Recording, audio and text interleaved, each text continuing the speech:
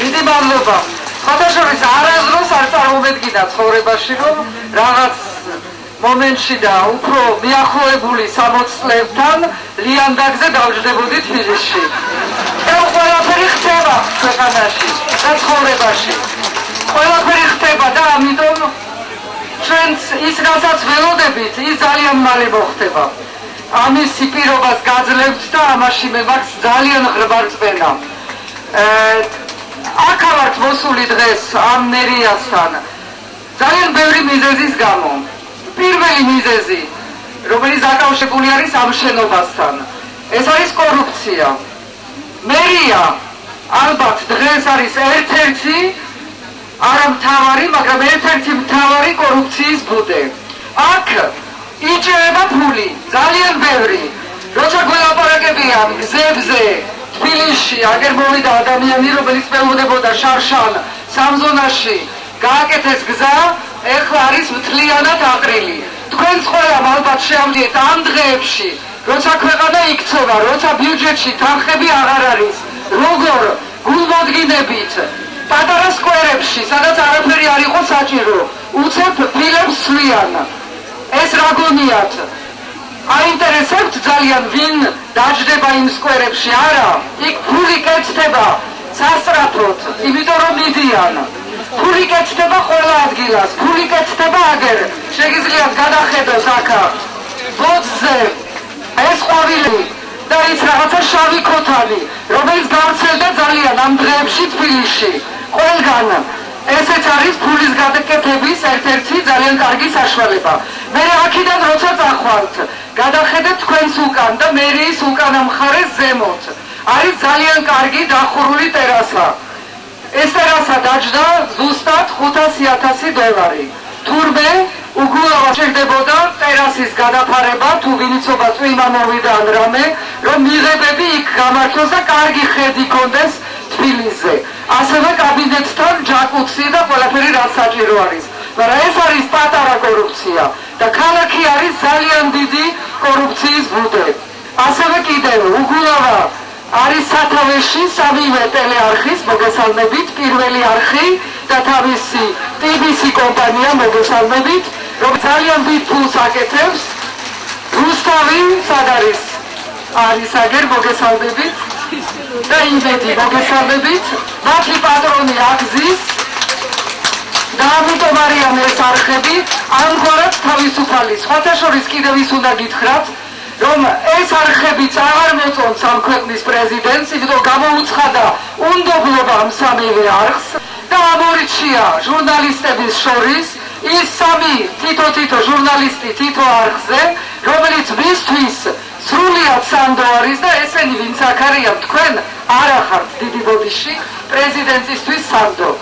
ალბათ ამანაც უნდა დაგაფიქროთ, თუ რა გელით სანამ ეს ხელისუფლება იქნება ჩვენ სათავეში. უგულავ არის კორუფცია, უგულავ არის უზურპაცია. აქ მერიაში გვაქვს სახეზე ძალაუფლების უზურპატორების ბუდე. აქ იკრიბებიან უგულავები და მერაბიშვილები და წყვეტენ ამ ქვეყნის საქმეებს, რომელიც მათ არანაირად არ ესაქმებათ. ომში რატო იყო უგულავა წასული ფრონტზე? როდის გახდა ერთი უგულავა ჩვენი მხედართავარი? რატო არის უგულავა პასუხისმგებელი იმაზე, რომ ხან რომელ რეგიონს დაეხმაროს თბილისის თანხებით, ესეც ფულის გასაკეთებელი საშუალება, დევნილები, ესეც ფულის გასაკეთების საშუალება და ასე შემდეგ.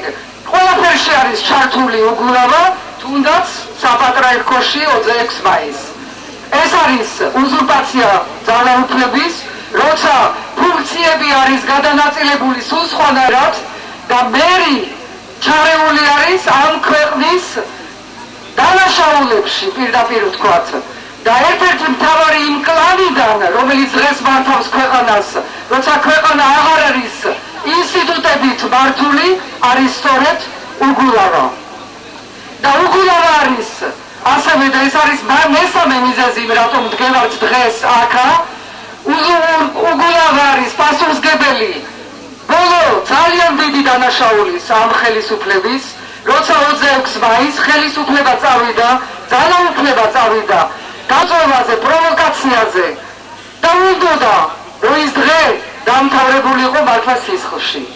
ეს იყო გეგმა ძალიან კარგად მოფიქრებული იმ ფონზე რომ იცოდნენ და ეს არის ტექნოლოგია ძალიან მარტივი წიგნებში წერია რომ როცა ხალხი თავის ძალას გრძნობს როცა არის ამაღლებული ის ხალხი და მერე ამ ხალხზე მიდის პირდაპირ პროვოკაცია და გამოწვევა და სხვა რა იყო თუ არა გამოწვევა უგულავას ანახვა იმ წმინდა ადგილაზე რასაც არის ჩვენი ტაძარი სამება ეს იყო პირდაპირი გამოწვევა იმისთვის რომ ეს ხალხი კონტროლიდან გასულიყო და ამ გამოწვევას ამავე დროს მხარს უჭერდა ძალიან ბევრი პროვოკატორი იქაც გზაშიც და რუსთაველზე ეს ყველაფერი იყო დაგეგმილი იმისათვის ეს იყო პირდაპირ პროვოცირება ხალხთა ამბოხის ამისი ჩვენება უნდათ მსოფლიოსთვის და ჩვენ ვაჩვენეთ სულ სხვა სურათი და სხვათა შორის ეს სურათი ძალიან კარგად გავიდა და ძალიან კარგად შეაფასა უცხოეთმა რომ ეს არის ხალხი უმშვიდესი უძლიერესი და ჩვენ ეს ვაჩვენეთ პირველ რიგში ამ არაკაცებს ვინც აქ არიან და ასე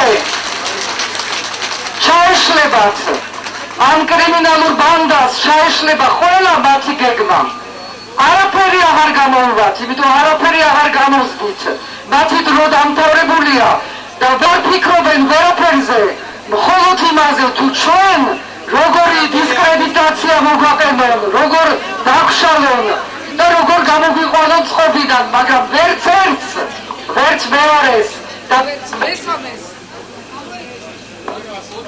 ესენი ვერ შეძლებენ მათი დრო დამთავრდა და თუ ჩვენ არ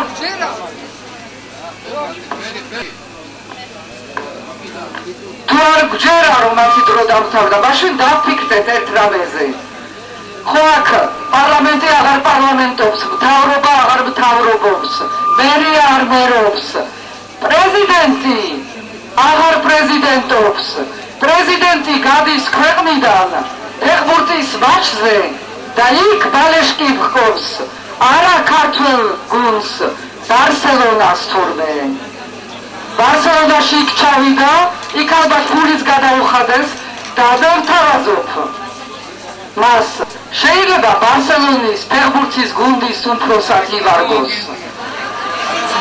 მაგრამ როგორც საქართველოს პრეზიდენტი ის ვეღარ პრეზიდენტობს და ვეღარ აზროს ვეღარ იპრეზიდენტებს და ამიტომ ჩვენ გავიმარჯვებთ საქართველო გაიმარჯვებს